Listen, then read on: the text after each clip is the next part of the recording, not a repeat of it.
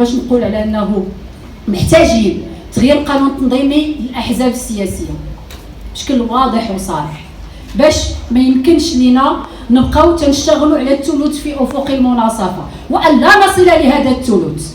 محتاجين اننا نخدموا على القوانين التنظيميه للجماعات الترابيه من الان وليس ليله الانتخابات ديال 2026، لانه في ليله الانتخابات تنعود رهين النقاش سريع ومتسارع ومستعجل وداخل في نطاق التوافقات اللي تتبنى على ماذا؟ على حق النساء في الحضور وفي التواجد. محتاجين اننا نغيروا القانون التنظيمي للمجامعات الترابيه، القانون التنظيمي لمجلس النواب والقانون التنظيمي لمجلس المستشارين. علاش؟ هاد القوانين بربعه اساسيه ومهمه، لانه باش يمكن غدا نلقى اكثر من الثلث ولا النصف تساهم في الحياه السياسيه في بلادنا، تنبداو بالقوانين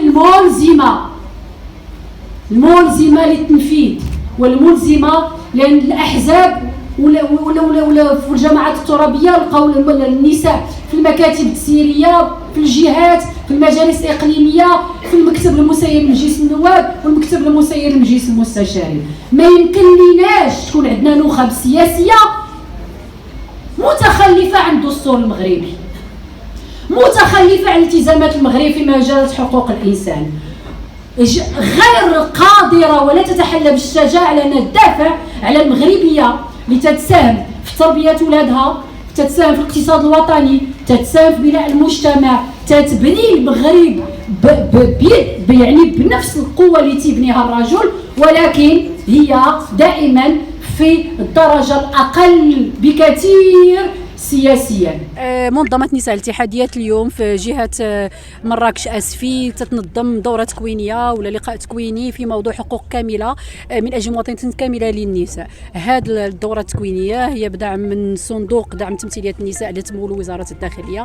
الغاية والهدف من هذا التكوين هو انه نشتغلوا على تأطير النساء، مجموعة من النساء المغربيين سواء تمارسوا السياسة الآن أو لا مقبلات على ممارسة السياسة، باش يدركوا شنو هي الأهمية ديال الانخراط ديالهم في الحياة السياسية. ولكن هذا الانخراط ما يمكن أننا نضمنوه يكون انخراط كامل إلا وأننا نحقوا الحقوق الكاملة للنساء. شنو هي الحقوق الكاملة للنساء؟ هي حقوق اقتصادية واجتماعية وثقافية وسياسية. المنظومة القانونية الوطنية المغربية ما زالت ما تتحققش لنا المساواة ما زالت عاجزة على أنها تترجم التزامات المغرب الدولية في مجال حقوق الإنسان، وعاجزة على أنها تواكب ما جاء في الدستور المغربي ديال 2011. هذه حلقة تكوينية يمكن انطلقت من مراكش وغادي تستمر في المغرب كامل في 15 مدينة مغربية، باش يمكن لنا في محصلة ديالنا أننا نكونوا وصلنا على الأقل الأكثر من 450 امرأة مغربية تتمارس السياسة أو مستعدة أنها تمارس السياسة.